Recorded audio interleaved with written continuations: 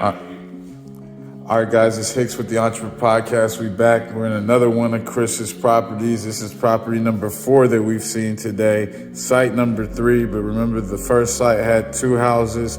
The second site had 1, and they're in property number 4. So, Chris, go ahead, give them the spill on this one.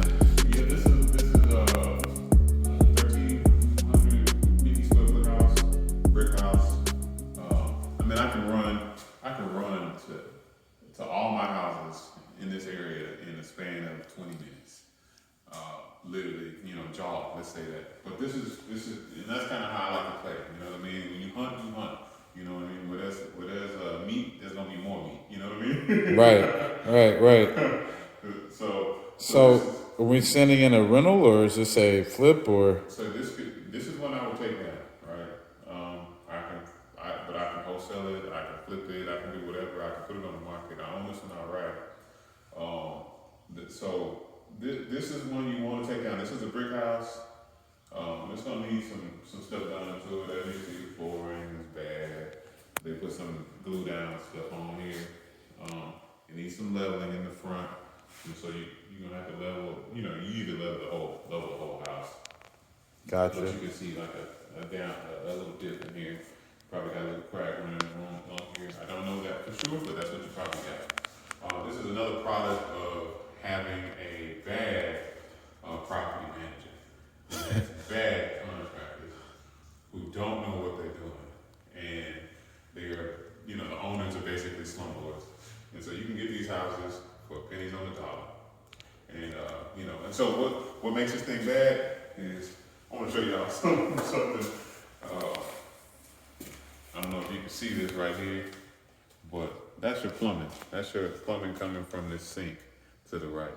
And they got it riding on top of the cement, on top of the foundation, going outside. Now, y'all seen houses, y'all know most of the plumbing run under the ground. This is property management saying, hey, I can get it done for a little nothing. Give me $50. And that's exactly what happens. $50 worth of work. And which is perfect for me because $50 worth of work means maybe a $40,000 to $50,000 discount. And that's how you make your money. You find things with issues and you say, all right, cool, let me buy it at a decent price and sell it at a better price. Fix it up and sell it at an even much better price. But this house, I won't put what I got in it, but and once repaired, it probably were $240,000, $250,000. Gotcha, 200, 240. So, okay, so we're literally standing in a $250,000 property ARV. That's after repair value. So, Chris has acquired this house. He owns it outright, and he's deciding what extra strategy he wants to go to, whether that be owner financing it to another end buyer, whether it be putting his own, repairs into it and flipping it or renting it out. So, okay, Chris, that makes sense now. As far as this property, as far as the time, because a lot of people that are watching, they're gonna look and say, man, to them this thing looks pretty rough. So what kind of time frame are we looking at to go ahead and exit this property? If your money's right and you got all your contracts together, you can get out of this thing in a month and a half, month to a month and a half, right? So you don't have leveling and doing this thing. That's gonna cost you about $6-7 grand. That'll take you 2 to 3 days, right? While the leveling, if you want to go take down your walls, take down your sheetrock and all that kind of stuff, demo, you can do that. Have your dumpster outside. That may take you a couple days also. At the same time that they're leveling the house, you taking down the walls, taking down the sheetrock, taking out all this stuff. Same amount of time. So that's 2 to 3 days for demo, leveling. Then at the same time, right after that, you start with your plumbing. If you got underground plumbing in this situation, I got underground plumbing. I marked it with the X. I'm gonna go in there, patch that up. That means digging down. So you got your plumbing that may cost you a couple $1,000s here. And you got your windows that come in. Windows may take some time too, so you want to make sure that you get You can see it. Hopefully, your windows fit what's at Home Depot or just a regular store that has it available right there. You don't have to order that stuff, but you order your windows early. If you got to order them early so you can put them in by the time you're done. But once you go from there, man, leveling, demo, you're gonna check all through your electrical. My electrical, I think is good on here. I'm gonna update my electrical panel on here. That's gonna cost me $1,500. And I'm gonna put new sheetrock throughout the whole thing. New sheetrock. Or I can put new sheetrock, or I can actually sand down the sheetrock. Sanding down the sheetrock will cost me $4,500. Put a new sheetrock will probably cost me $4,500. So it just depends on what you want to do. Put a new sheetrock means I have to demo. Right. So just to walk y'all through this whole thing, this is a 3 bedroom, 2 bathroom. 3 bedroom, 2 bathroom house. This is one of them. Nothing too much going on here. Simple closet. You got a bathroom in here. Lights not on. Don't turn the electricity on. Somebody gonna come on and try to live in this bad boy. Right. And you got another bedroom in the front. You can't tell in the video, but this thing just kind of slopes down, and because the water is settling here. And so you're gonna have to pick it all back up. It's probably gonna come up 6 more inches. I see. And that's the $6 to $7 grand that you're gonna spend. Bringing this thing back up, digging holes around the outside of the house. Maybe a few on the inside to get some of these walls up too. As you can see, all the little separations start to happen when the house starts to change. The footings of the house start to lose the sand and the dirt under it. And then, you got the garage here. This is just a little storage unit for me. I keep, you can't really see much in there, but I keep little, instead of paying that 100 and whatever, what is this? Instead of paying that $150 at U-Haul storage, I just put some stuff in here until I'm ready to move the house or whatever.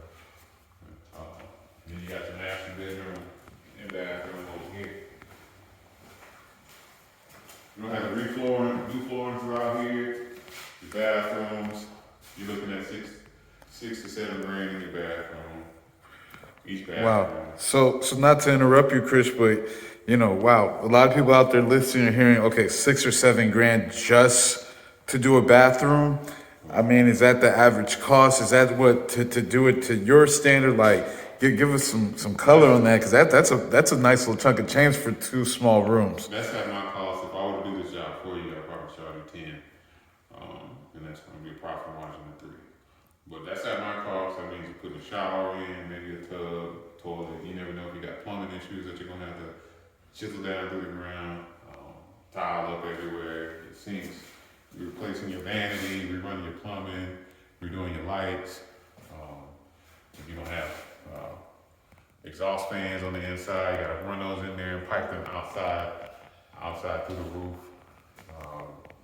Putting your shingles back when you got to cut a hole in.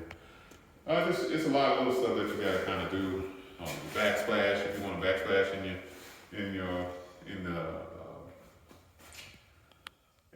by the vanity, you can tile up there to make it look really nice. And so that's the goal: make it look really nice so that you can sell it for a really nice price. Right. And that's kind of what I would do in this situation. I would actually tile up the vanity, make it look really cool, like it's just a whole other space, like I'm in a hotel. And so the master, I make it look like a hotel. The kitchen, I make it look nice. I probably spend 10 grand on the kitchen. That's new cabinets, new countertops, quartz or granite countertops, probably quartz more than anything. And you got your black splash, and make that look nice. I'll reframe in the den. I'll take some extra wall out that's separated the kitchen from the den area. Put like some wood or something unique in the den. And just make this thing look really dope. Outside, it's siding on the back that I'll have to fixing or replacing. But yeah.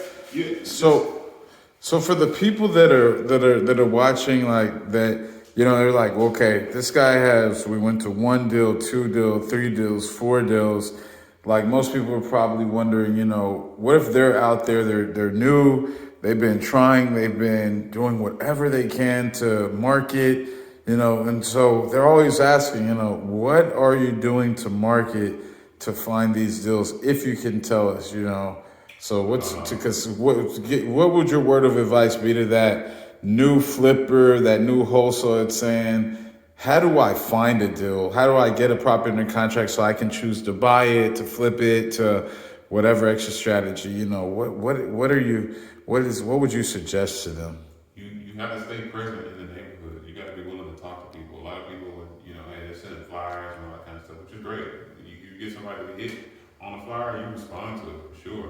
But you be present in the neighborhood. You know what I mean? You start talking to people. When you see a house that looks bad, you go talk to the neighbors and see what they think.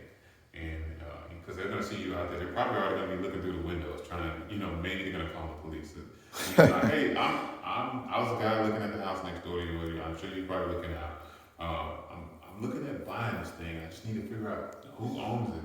I know I got a little information, but it looks like everybody died. What do you know about it?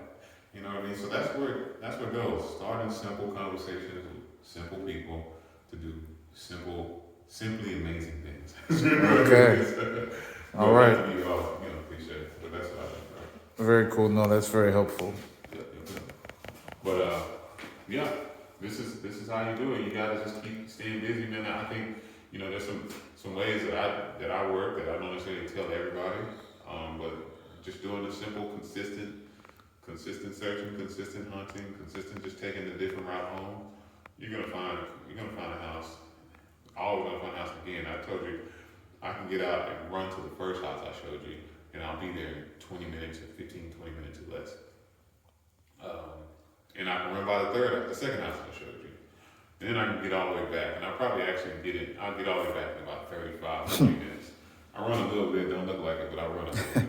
Nice. But, there's deals everywhere, and there's deals stacked on top of deals, so you just kind of keep hunting, keep talking to everybody, and people die every day, and I don't mean to be all, cold-hearted about it, but, people have to move on from stuff, and so you have to be willing to talk to those people that are going through those same situations.